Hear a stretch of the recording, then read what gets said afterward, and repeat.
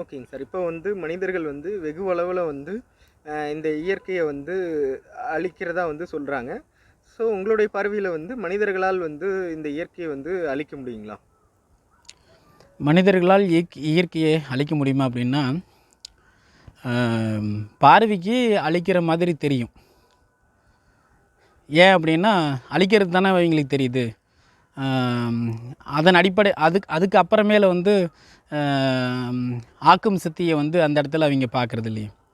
அப்படிங்கும்போது இந்த இடத்துல ஆ, மனிதர்களால் இயற்கையை வந்து பார்வைக்கு அழிக்க முடியுமே தவிர, அது முழுமையாக அழிக்க முடியாது.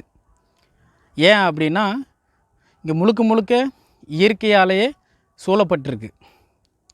அப்படின்னா எல்லாமே இங்கே இயற்கை தான்.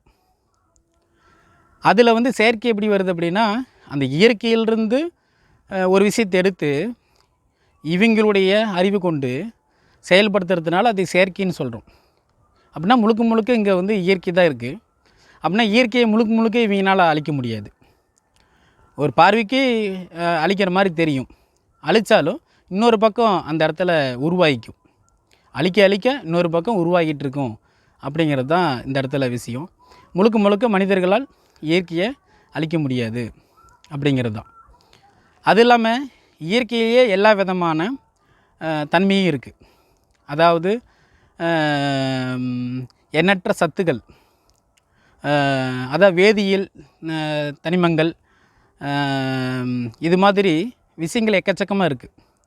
அப்படிங்கும்போது இந்த இடத்துல வந்து எண்ணற்ற சத்து வந்து இயற்கையிலே இருக்குது.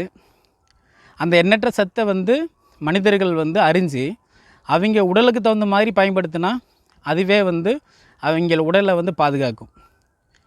அது அறியாமல் அளவுக்கு அதிகமாக பயன்படுத்தினா தான் இந்த இடத்துல வந்து உடலை வந்து அது அழிக்குது. அப்படி தான் விஷயமே தவிர, இது முழுக்க முழுக்க இயற்கை தானே தவிர, இதை வந்து அப்படி இருக்கும் பொழுது, முழுக்க முழுக்க இயற்கையாக இருக்கும் பொழுது மனிதனால் வந்து அழிக்க முடியாது அப்படிங்கிறது தான் என்னுடைய பார்வை கோணம்.